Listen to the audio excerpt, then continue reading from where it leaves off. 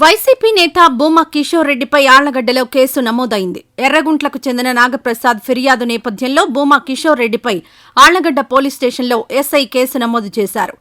Allagadda MLA Bhuma Akhilapriya మాంసం దుకాణాల నుంచి కేజీ చికెన్పై 25 రూపాయలు అదనంగా వసూలు చేస్తున్నారంటూ వైసీపీ నేతలు ఆరోపిస్తున్న సంగతి తెలిసిందే.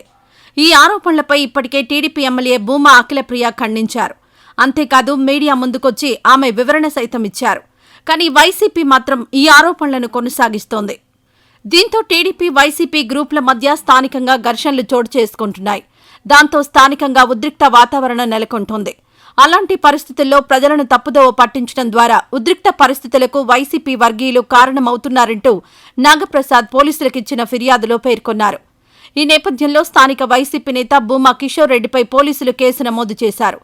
అలాగే అతడి అనుచరులు అంబటి మహేశ్వరరెడ్డి, శివశంకర్ రెడ్డి, మల్లికార్జున్, రుద్రశివ నాగిరెడ్డి, ప్రతాప్ రెడ్డి, అంబటి చంద్రశేఖర్ రెడ్డిపై పలు సెక్షన్ల కింద పోలీసులు కేసు నమోదు చేశారు.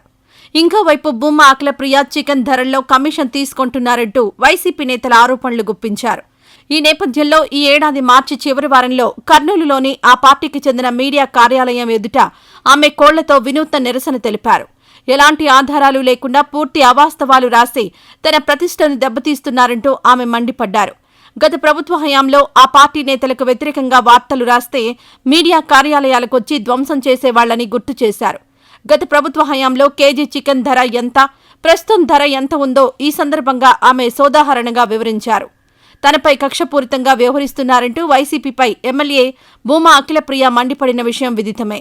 ఈ వీడియో నచ్చితే లైక్ చేయండి. అలాగే మా ఛానల్ ని ఫస్ట్ టైం కనుక చూస్తున్నట్టయితే ఇప్పుడే సబ్స్క్రైబ్ చేసుకుని పక్కనే ఉన్న గంట సింబల్ ని యాక్టివేట్ చేసుకోండి. అప్పుడే మేము పెట్టే ప్రతి వీడియో మీకు నోటిఫికేషన్ గా వస్తుంది. అలాగే ఈ వీడియో పూర్తిగా చూసినందుకు ధన్యవాదాలు.